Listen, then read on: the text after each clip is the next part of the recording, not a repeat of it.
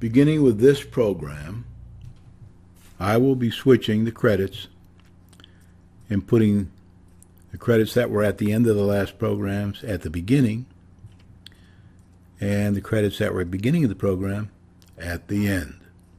This will give me a chance to play John Brown's Body, that I always like to play in honor of my great-grandfather, William R. McGrain from Winsted, Connecticut, who joined the Civil War underage and was buried at the age of 92 in Winsted with a silver bullet in his leg. His name is inscribed in a Civil War monument in Winsted, Connecticut, and we're all very proud of him. He marched to this song when he was in the Civil War, John Brown's Body. It was later changed by Julia Ward Howe by changing one note. It was changed to the Battle Hymn of the Republic as we know it today. Also, John Brown was from Torrington.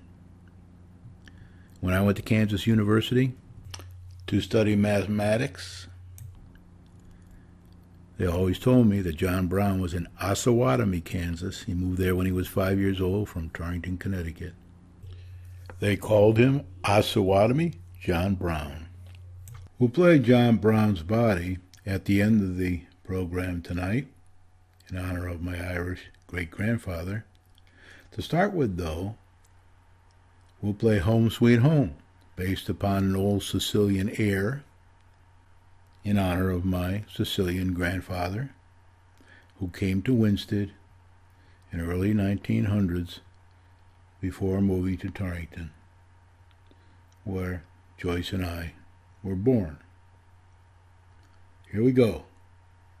Home Sweet Home, Winsted, Connecticut.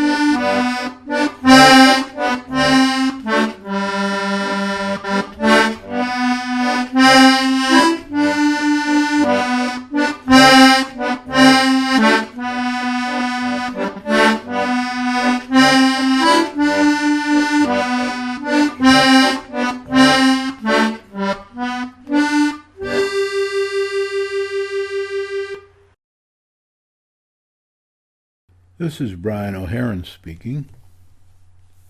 This is Make Winsted Great Again, Episode 12.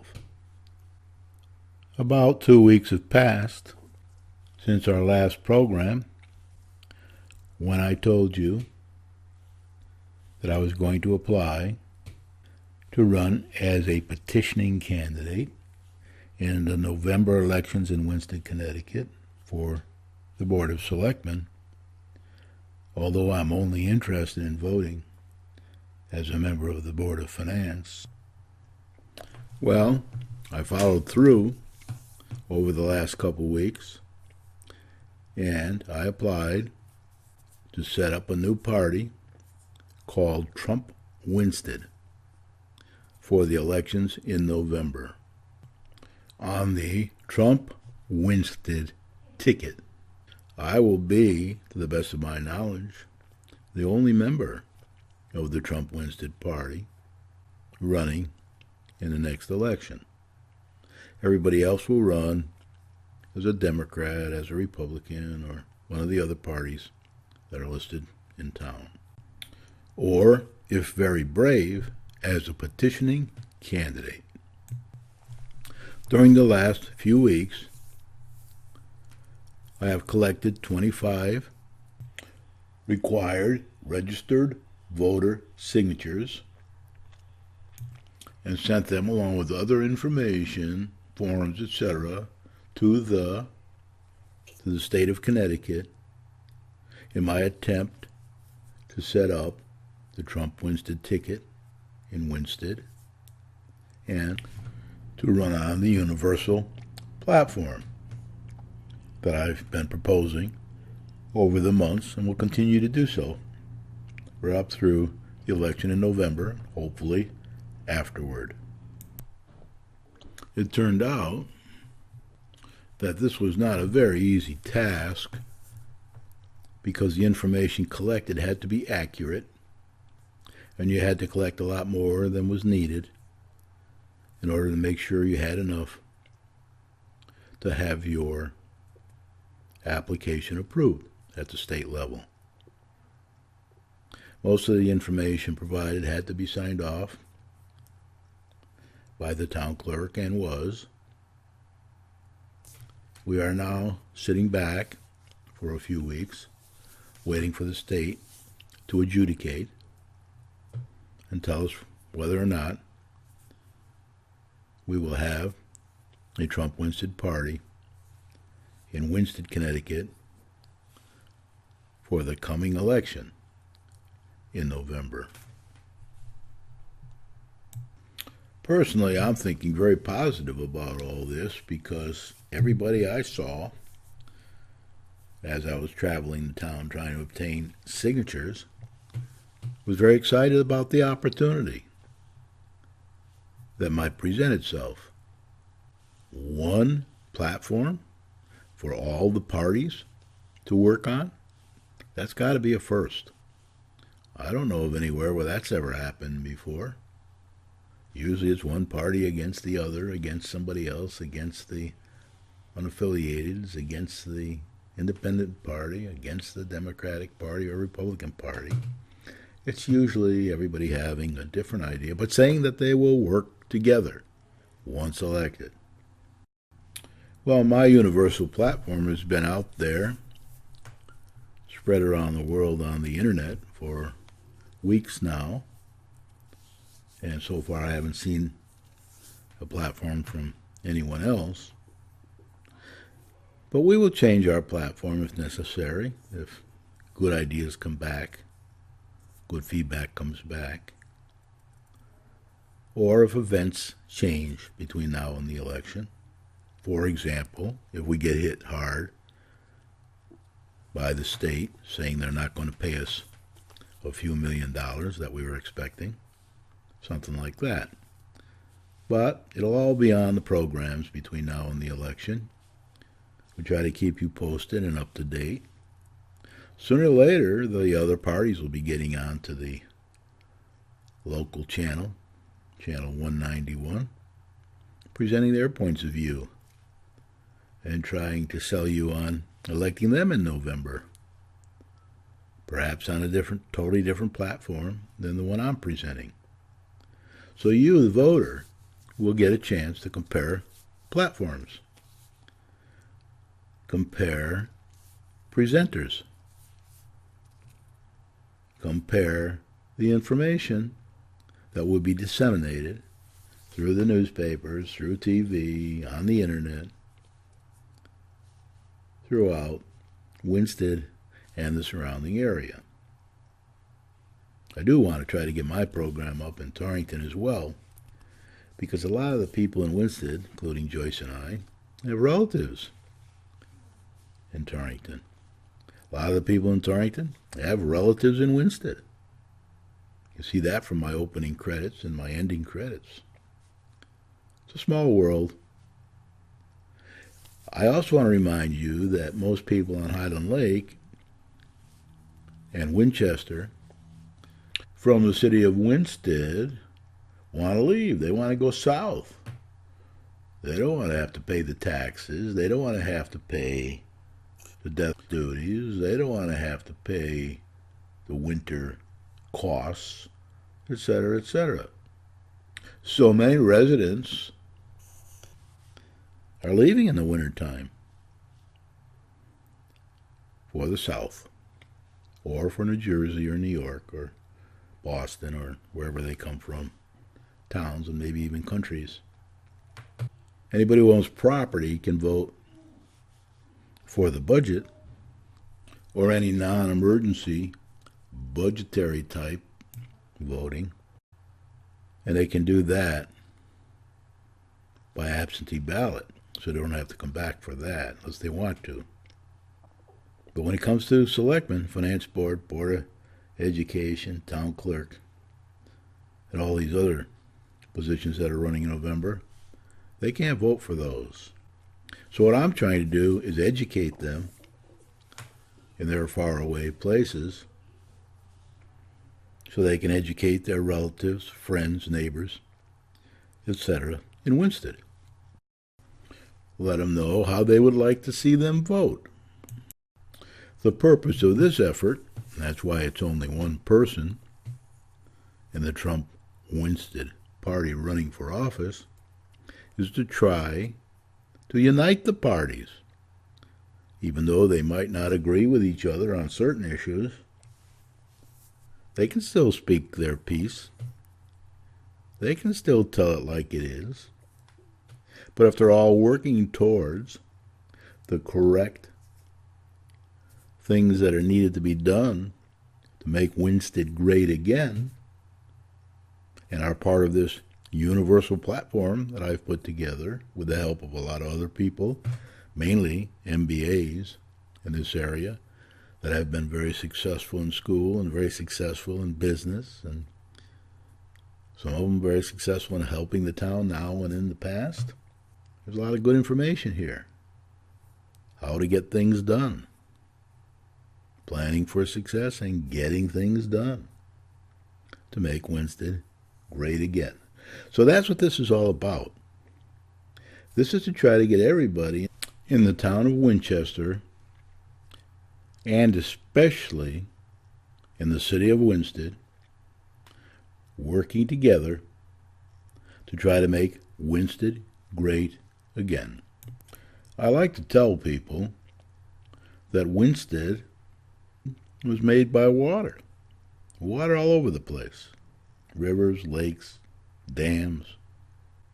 And now the water is killing the town because everybody wants to make it like Norfolk, Litchfield, Great Barrington, Goshen, which is not going to really happen. We all know that. But that's because we have the lake. And all the old farms that were out there in the town of Winchester, they're gone now.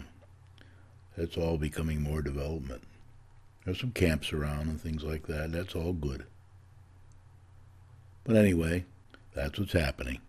All the changes in the environment around the country and around the world and in our state, the internet, the loss of the factories, the loss of the stores, the loss of people, the loss of the jobs, the loss of the churches. It goes on and on. They're all hurting us in this whole Rust Belt area pretty bad. And it's very expensive to update everything because it was all built for horses and carriages in the old days. And now it has to be built for modern traffic, communication, and ways of life.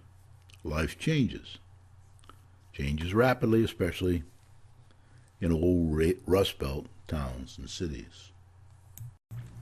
And that's what my participation, if I win the election, and if I don't, that's okay too.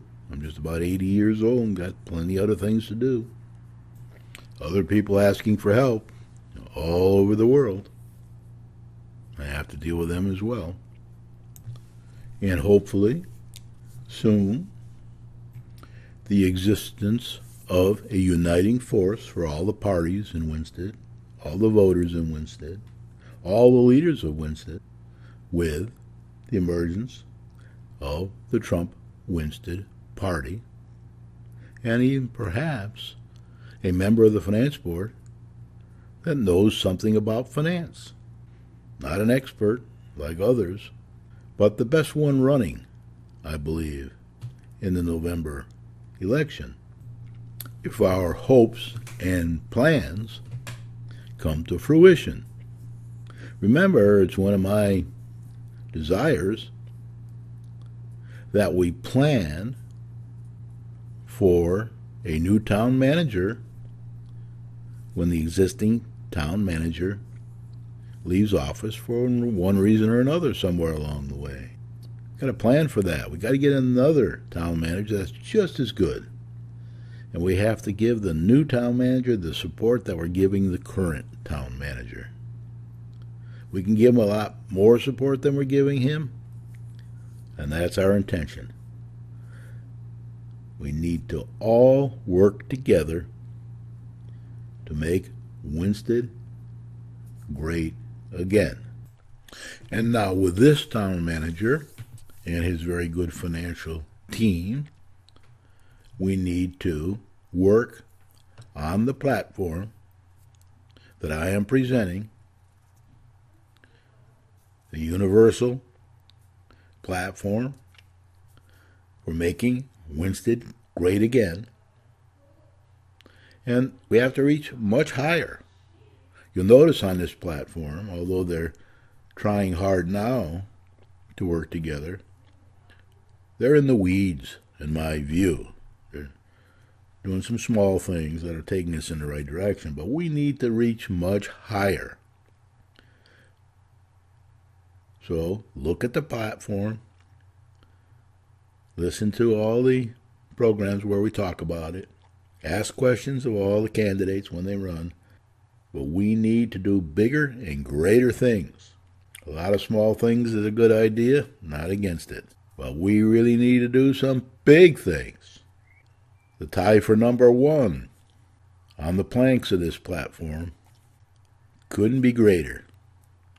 We must get those two issues resolved, and it'll take 15 or 20 years to do it. It's not going to happen overnight.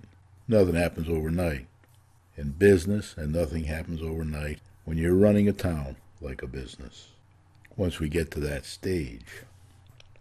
Remember now, I've always told you that my engineers, some of the best in the world, from all kinds of countries and school backgrounds, university backgrounds, business backgrounds, always told me, Brian, don't believe them when they say rocks fall up. Rocks don't fall up. Rocks fall down. So when they're trying to tell you that rocks fall up, don't believe them. Rocks don't fall up, they fall down.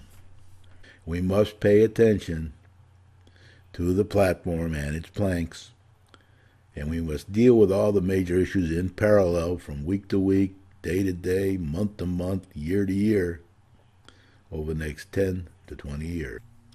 So working to resolve these platform issues is number one priority. And sometimes we won't get along with each other while we're trying to achieve it. But someday we'll look back on our success and we'll say that was all worth it. We're glad we did it. Just like people call me from all over the world to resolve these platform issues is number one priority. And sometimes we won't get along with each other while we're trying to achieve it. But someday we'll look back on our success, if we are successful, and we'll say that was all worth it. We're glad we did it. Just like people call me from all over the world, thanking me for work we did 25 to 40 years ago that they didn't appreciate at the time. You're now in that position. So if you see a little scuffle, as long as people are courteous and not demeaning to each other, we might be able to make Winsted great again. Now, I've talked quite a bit here about what's happening over the last week or two. But last week I promised you that I would talk about the way that we should conduct ourselves as selectmen, finance board members, town clerk, board of education, and all the other elected offices in our town. Some of these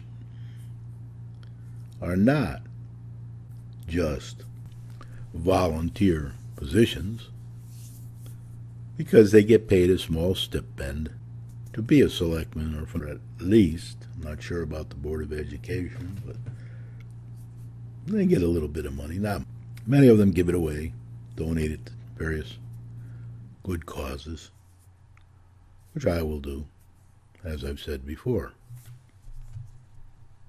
That they may have a few skirmishes with me, because I'll tell them that rocks don't fall up, they fall down.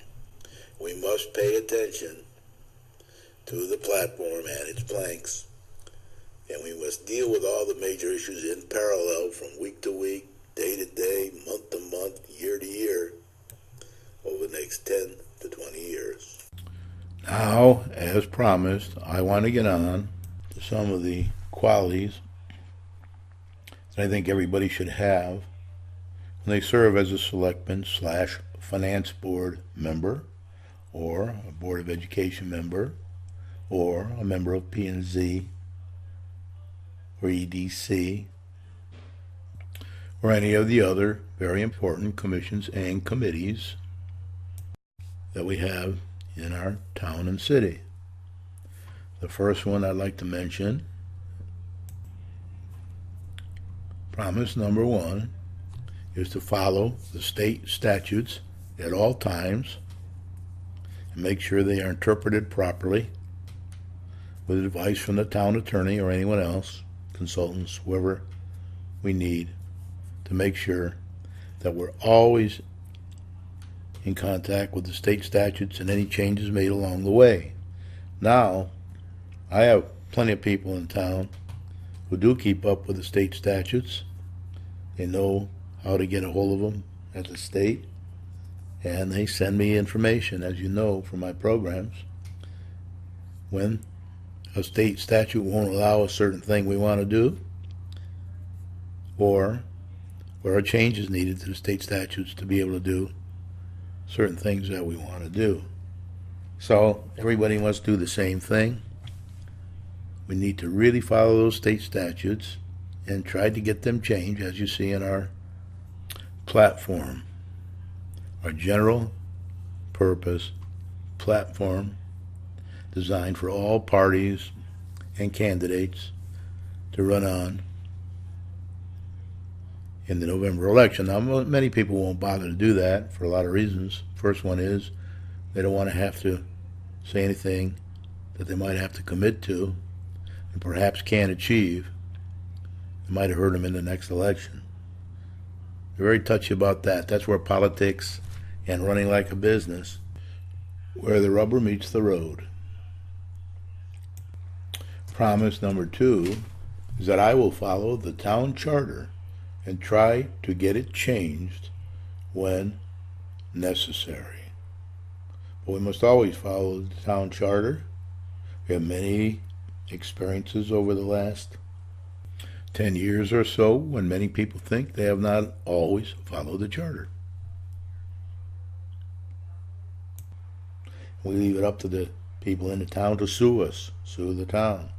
Nobody wants to do that because they don't want to spend the money to do it. Long drawn out process, and they don't want to do that. We must follow the charter at all times, get the good advice from our attorney and the other consultants, or get it changed to meet our needs.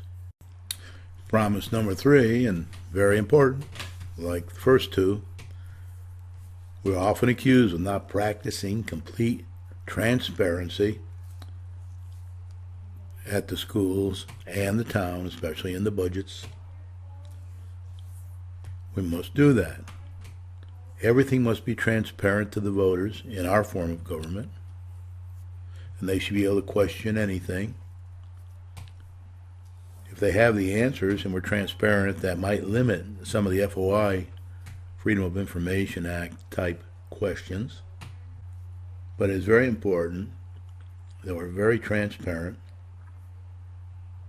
like we have to be with our doctors and our lawyers and our Indian chiefs. That'll help a lot.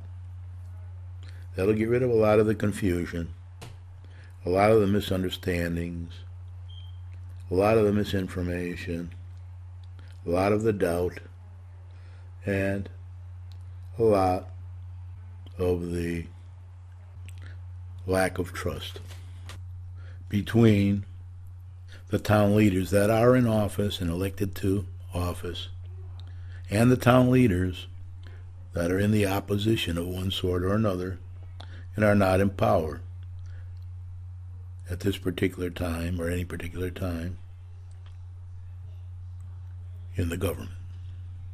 But they're still interested. They still want to know. They still want to ask questions. They still want things to be balanced. That'll never go away. The more you can be transparent, the less of that there'll be.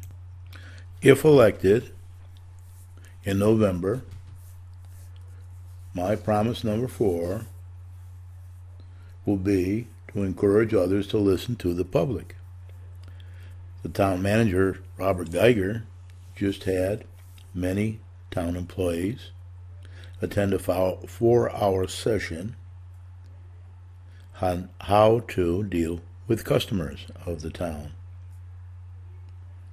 most of whom are citizens, taxpayers, residents, etc. One person came out of the meeting, and I asked him, what did they talk about in this meeting? And he said they talked about how to deal with customers. And the first thing they said was you have to listen to the customers. You have to listen. You can't shout back at them. You can't dismiss them. You can't say you're too busy. You can always arrange another time to talk to them, but you have to be gentle. You have to listen. Around the lake or the town, I usually have to listen for 45 minutes or so. The potential petition signers' queries, problems, suggested solutions, etc., etc. It takes a long time to get petitions signed around the lake and the town. Another very important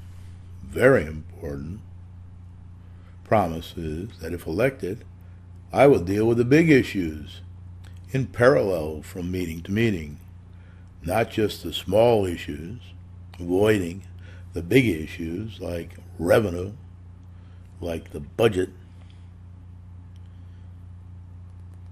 and other large issues from week to week, month to month, quarter to quarter, and year to year.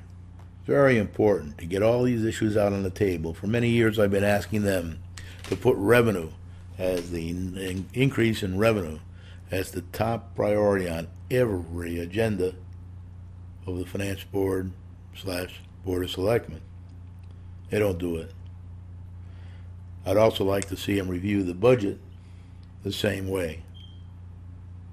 Every time. Where do we stand against the budget? Especially from month to month and quarter to quarter. Very important. Where do we stand in growing the grant list from week to week, month to month, quarter to quarter, year to year?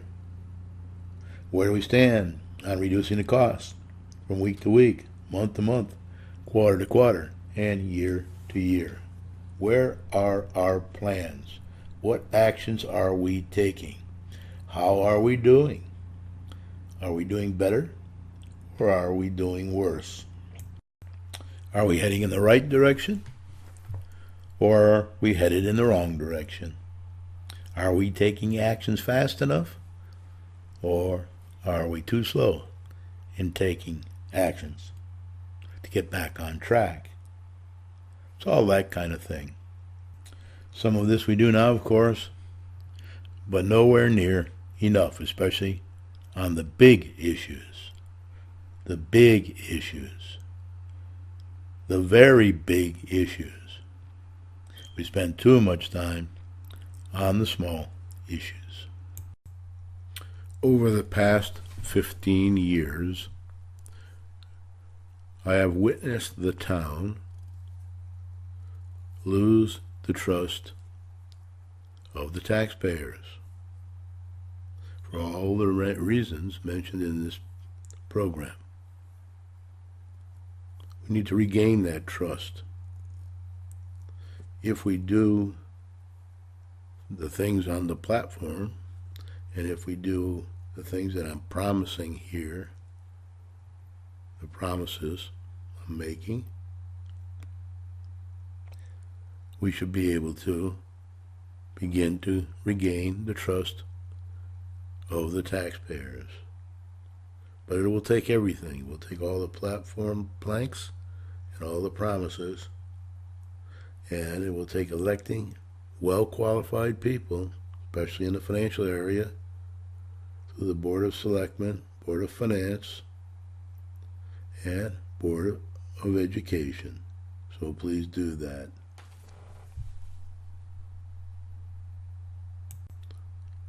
To help the town regain trust of everyone in the town, city, and area. Very important to regain the trust so that we can get more businesses to town. We can grow the grand list. We can reduce the budget in the school system. Goes on and on.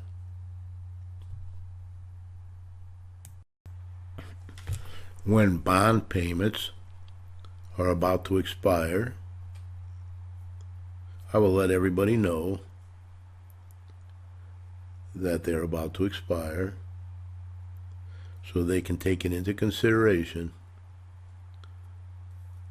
when presenting and voting for future budgets. I believe we've been a bit lax here in that when bond payments expire that were made for a specific purpose, like building a bridge or anything like that, then the money should not be spent on anything else in future budgets without the public being aware, being notified, and approving the future expenses. That's a must. There's a lot of concern about that. The concern is always, well, if we don't spend the money, we won't get it again, blah, blah, blah. So it's very important to let everybody know when budgets are about to expire so they can plan for success. Over the years, I have always been an advocate of having a taxpayers association because I believe that is a good check and balance on the main leaders of the town. It helps to get transparency. It helps to get information. It helps to distribute information. It was set up by a very good bunch of people, many of them now deceased. There are still active members of the association. They always need money. They always need money, especially in bad times when they have to encourage people to vote against budget increases. So I promise that I'll donate my stipend each year while in office to the Taxpayers Association and encourage other people to do the same as I have ever since I've been retired here in 2002. This is very important. Promise number 10. I promise that I will vote on every financial issue if elected. I will try to get the facts out into the open, distribute them widely, make them available to all, including the press, and get input from all the voters, feedback. That's called management by objectives and management by exception. The objective is to say that I will promise to vote on every financial issue. Management by exception is saying that I will listen to all input before I make any decision. And I will try to produce balanced financial future wherever practical. There may be more platform planks and promises prior to the election in November. And now I want to get to one of the biggest things that I'm promising before this election. I'm asking everybody not to vote for me if they don't agree with the contents of this platform and its planks and the promises that I'm making. Don't vote for me if you don't agree with me. Vote for the people that are running that also agree with the planks in the platform and the promises that I'm making. They might even have a few of their own in addition. Vote for them too. And if you do that, we probably can win. Now, I said this before, I'll say it again, and I'll probably say it a lot before November. When Donald Trump ran for election in our area, he got approximately 1.6 votes compared to every one vote for Hillary Clinton. I would like to see the same thing happen during this election. You should vote for people who agree with this platform, with some few additions or subtractions, and these types of promises with some additions or perhaps some exceptions. I'll point those out along the way once all the candidates are announced and they talk about their own platforms and what they're going to do once they're elected. I'll try to help you decide by giving you my point of view on all that. So if we can do that, we can probably ride on the coattails of the president and get elected in Winsted to try to help make Winsted great again. It'll take a big effort. I'm not going to spend very much money on the campaign. If I spend less than $1,000, I won't have to have a secretary. I won't have to have a financial advisor. I can spend my own money as long as I disclose it and keep track of it. Up to $1,000. That should be plenty. If it takes more than $1,000 to win an election like this, then it's not worth it. People throw all kinds of money at these elections. They throw all kinds of money at it. But in this case, you shouldn't have to do that. You got to contact all the people that voted for Donald Trump in the election that you know, and ask them to do the same thing. Contact everybody they know. I'll produce a few signs. I'll produce a few car stickers. I'll write letters to the newspapers. I'll attend any debates that they have for candidates. I'll do a lot of that kind of thing to try to get the information out. I do send emails too. If people give me their email address, I send them links to these programs. I send them other information about the town, minutes of the P&Z meetings and things like that. But I try to concentrate again on things that will help us financially. Help us financially.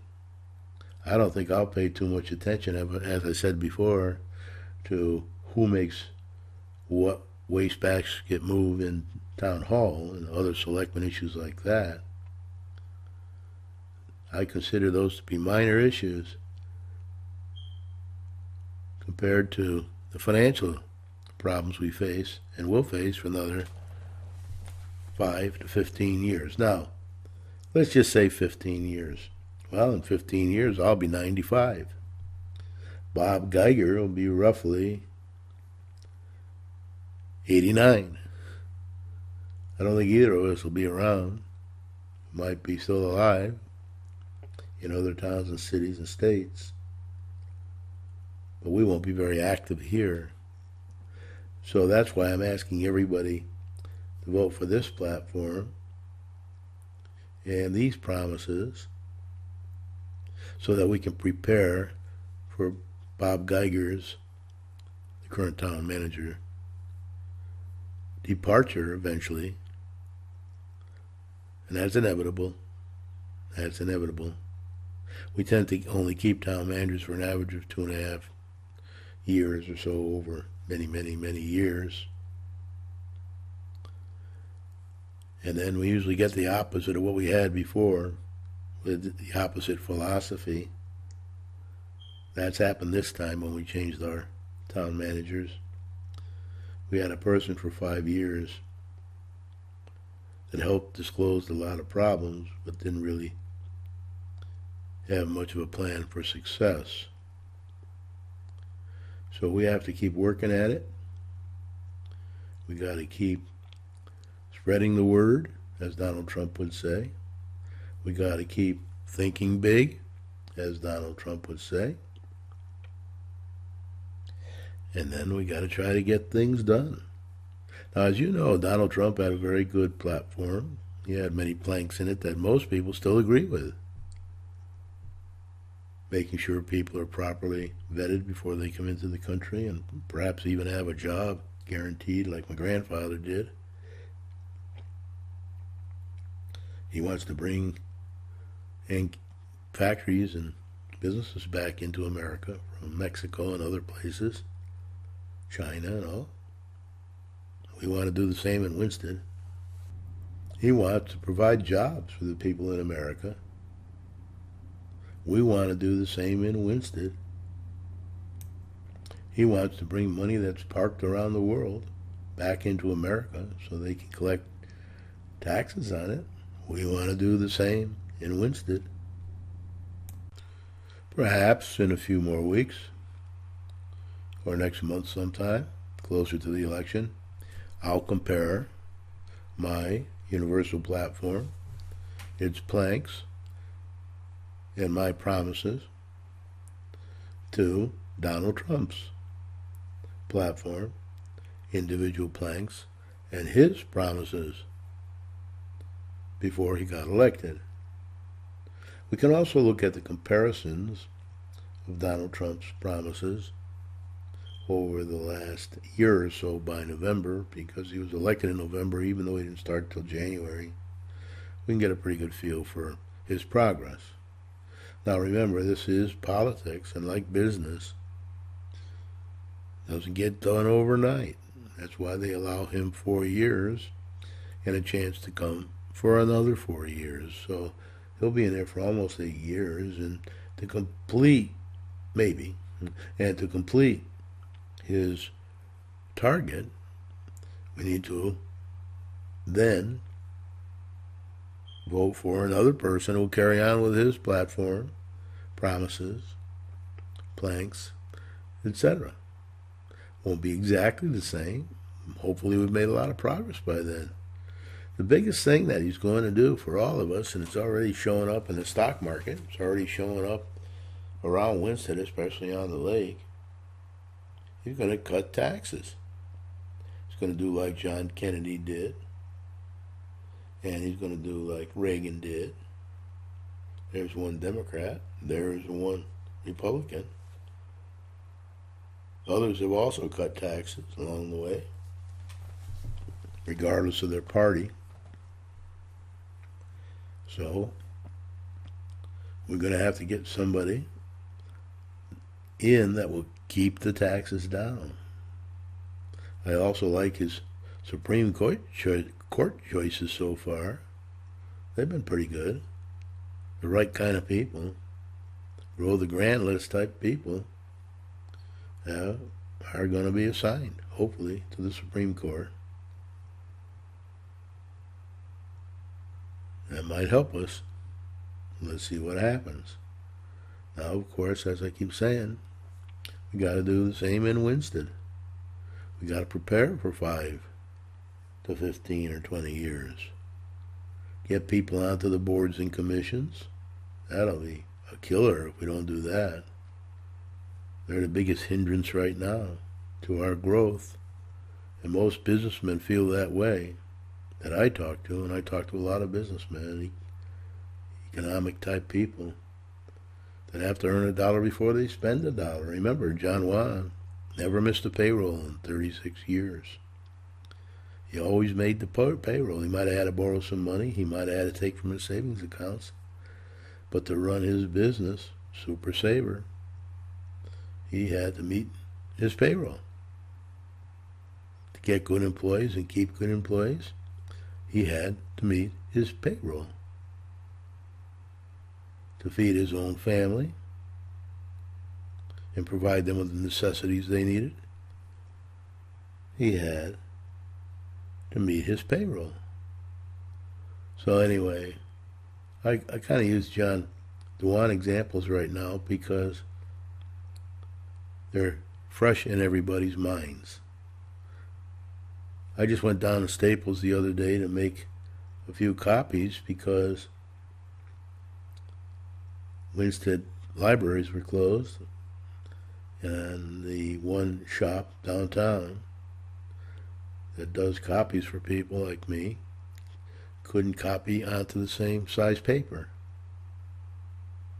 So I went down to Torrington. I had the copies made, put on my thumb drive, then drove all the way back. Pretty sad. Pretty sad. So anyway,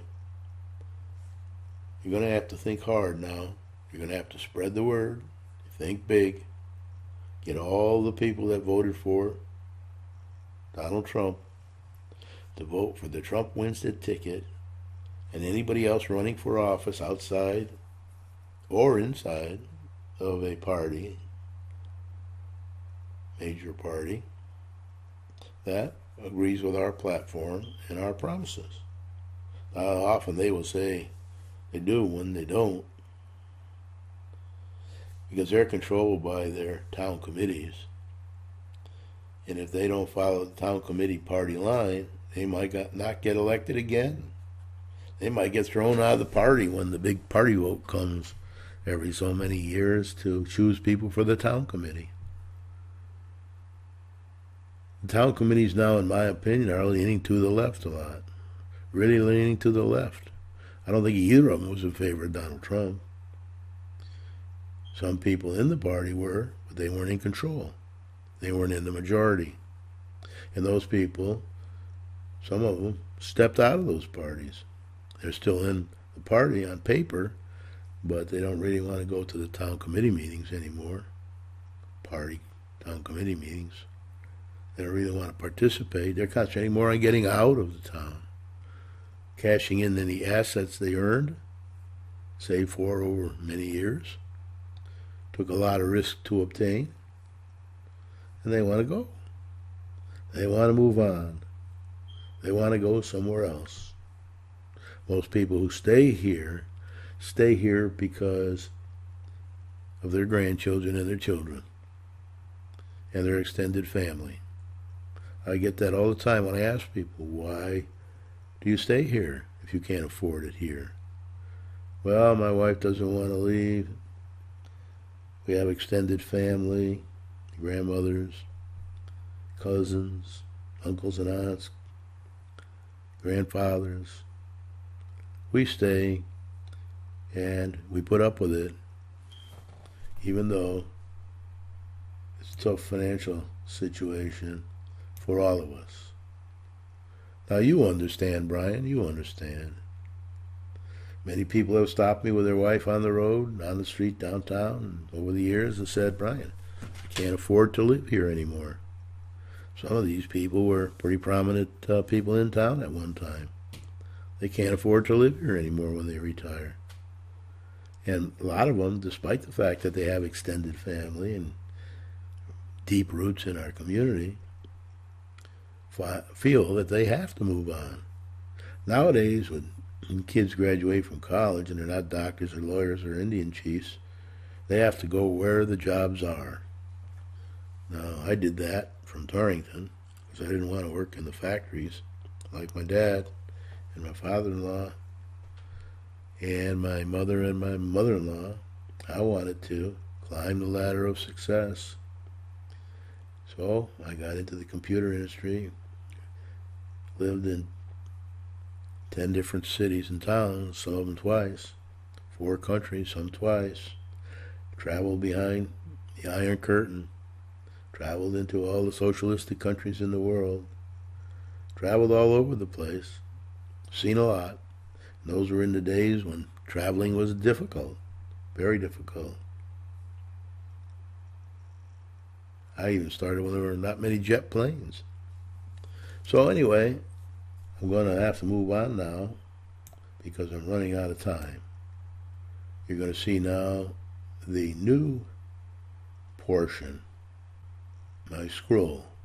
But before we get to that, I do want to thank Joseph Firecrow, who passed away recently, for all he donated to the community of his time, energy, musical capabilities.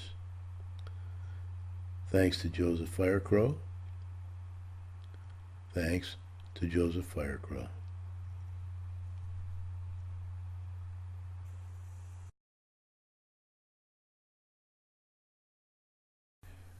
Now, in honor of Civil War veteran William R. McGreen, my great-grandfather, who was born in and died in Winsted, entered the Civil War underage and was buried at the age of 92 with a Confederate silver bullet remaining in his leg. John Brown's body, later to become the battle hymn of the Republic. To see him here with his family on his 50th wedding anniversary on Pratt Street in Winsted, Connecticut. My grandfather and my young father are in the picture along with the rest of his family. I'm told the oranges meant the 50th anniversary for a family from Dublin, Ireland.